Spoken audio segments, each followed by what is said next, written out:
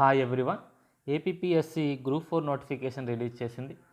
ఈ గ్రూప్ 4 ఎగ్జామ్లో మనం విజయం సాధించాలి అంటే ఎలా ప్రిపేర్ అవ్వాలి, ఎటువంటి స్ట్రాటజీస్ మనం ఫాలో అవ్వాలనేది ఈ వీడియోలో మీకు వివరిస్తాను. చాలా హెవీ కాంపిటీషన్ అయితే ఉండబోతుంది. చాలామంది నిరుద్యోగులు ఎదురు చూస్తున్నారు ఈ నోటిఫికేషన్ కోసం. సో ఇంత కాంపిటీషన్లో మనం ఎలా ప్రిపేర్ అయితే ఉద్యోగాన్ని సాధించగలుగుతాం అనేది ఈ వీడియోలో చూద్దాం.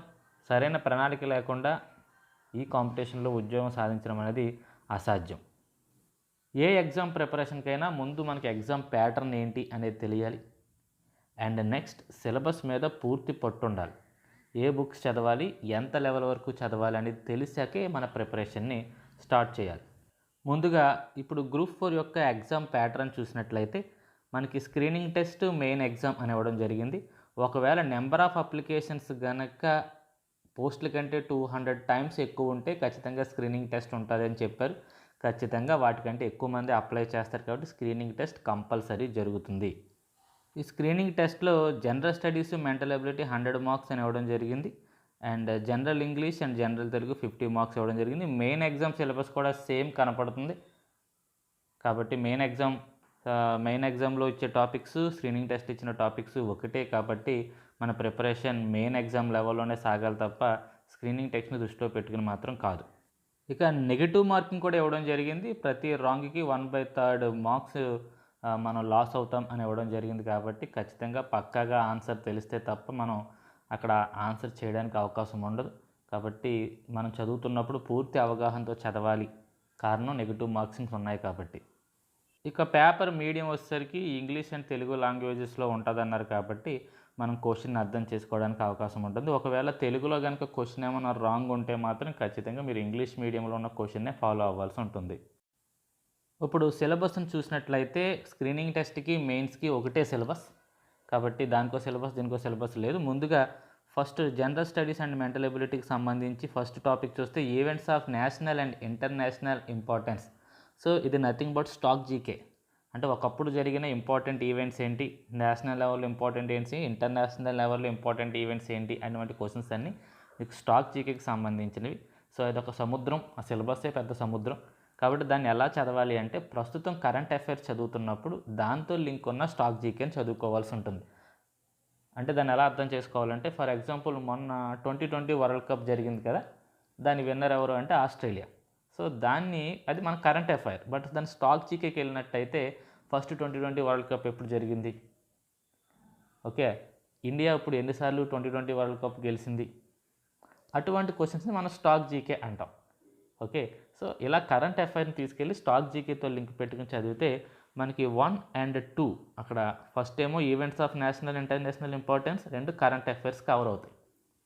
ఇక 3 general science and its applications to the day to day life, contemporary development in science and technology and information technology. So దీనికి సంబంధించి సైన్స్ అండ్ టెక్నాలజీని పూర్తిగా చదువుకోవాల్సి ఉంటుంది. అంటే ప్రస్తుతం మనకి అగ్ని 3, అగ్ని 4, అగ్ని 5 ఇటువంటి క్షిపణులు వెళ్తూ ఉంటాయి కదా, అలాగే చంద్రయాన్, ఇలా ఇస్రో చేసే కొన్ని యాక్టివిటీస్ ఎక్కువగా అడుగుతూ ఉంటాడు కాంపిటేటివ్ ఎగ్జామ్స్లో.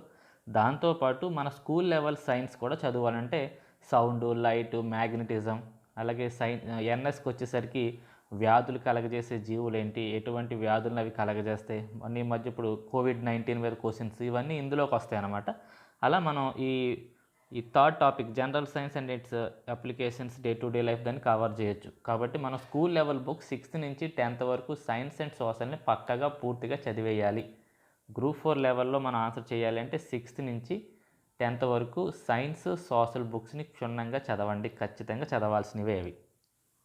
ఇక నెక్స్ట్ టాపిక్ వచ్చేసరికి history of modern India and the emphasis on Andhra Pradesh. అంటే ఈ యూరోపియన్ రాక్ కాడి నుంచి మన భారతదేశ స్వాతంత్రోద్యమం చివరి వరకు అందులో మన ఆంధ్రప్రదేశ్ పాత్ర ఏంటి, ఈ విషయంలో మనం ఇండియన్ హిస్టరీని చదవాల్సి ఉంటుంది అలాంగ్ విత్ ఏపీ హిస్టరీ అన్నమాట. నెక్స్ట్ టాపిక్ వచ్చేసరికి పాలిటీ.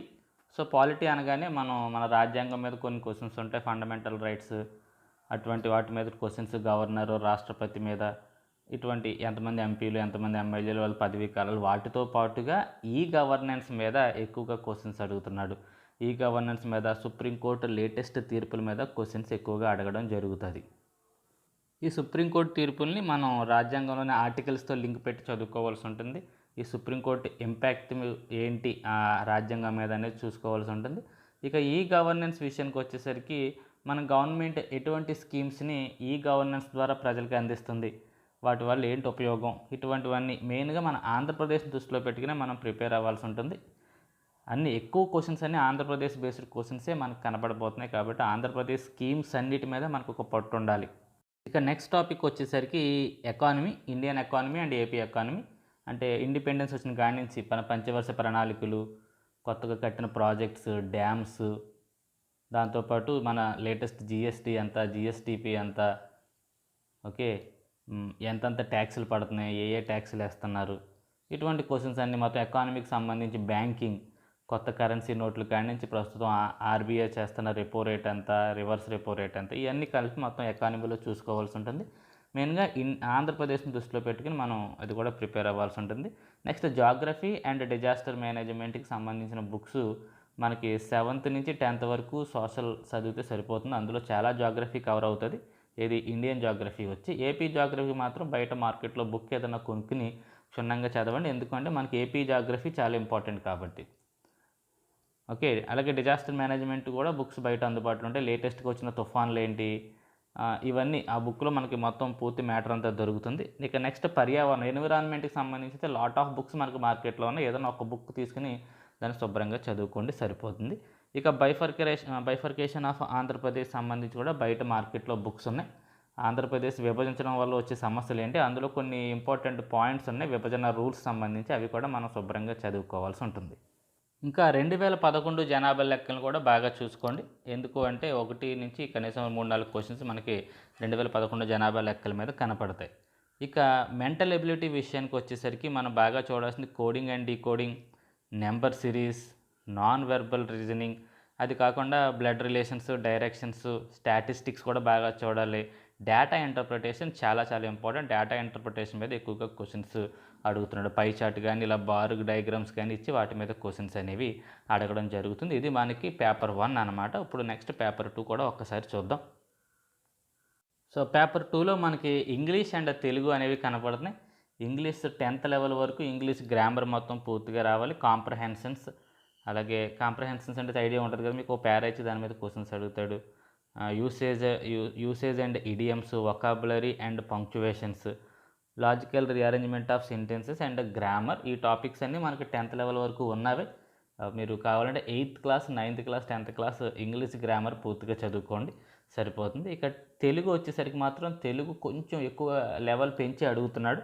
10th లెవెల్ అంటున్నాడు కానీ 10th లెవెల్కి మించి ఉంటుంది. తెలుగుకి నా బెస్ట్ సజెషన్ ఏంటి అంటే డిఎస్సికి ముందు టెట్ అని ఒక ఎగ్జామ్ కండక్ట్ చేయడం జరుగుతుంది, టీచర్ ఎలిజిబిలిటీ టెస్ట్. అది దానికోసం అందులో కూడా తెలుగు అనేది ఒక టాపిక్గా ఇవ్వడం జరిగింది వాళ్ళకి. ఆ క్వశ్చన్స్ మనకి అది ప్రిపేర్ అయితే మనం టెట్ సిలబస్ ఏదైతే ఉందో తెలుగుకి, అది మీరు ఆ బుక్ సంపాదించుకుని ప్రిపేర్ అయితే ఇక్కడ తెలుగుని కవర్ చేయగలుగుతారు.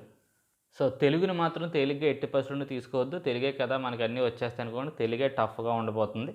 కాబట్టి తెలుగుని క్షుణ్ణంగా చదవండి, మంచి స్కోరింగ్ అవకాశాలు ఉంటాయి. ఇక నెక్స్ట్ మీకు ఎందులో వీక్గా ఉన్నారు, ఎందులో స్ట్రాంగ్గా ఉన్నారని చూసుకోండి. మీ స్ట్రెంగ్స్ ఎందులో ఉన్నాయి, మీ వీక్నెస్లు ఎక్కడని చూసుకుని ఎందులో అయితే వీక్గా ఉన్నారో దాని మీద బాగా దృష్టి పెట్టండి. దానికి అనుగుణంగానే మీ టైం టేబుల్ని అది ప్రిపేర్ చేసుకుని మీ ప్రిపరేషన్ స్టార్ట్ చేయండి.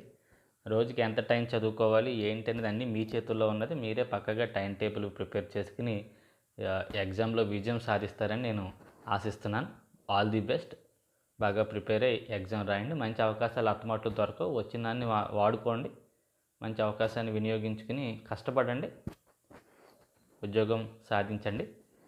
నా వీడియో నచ్చితే మీ ఫ్రెండ్స్కి షేర్ చేయండి, అలాగే నా ఛానల్ని సబ్స్క్రైబ్ చేసుకోండి. Thank you.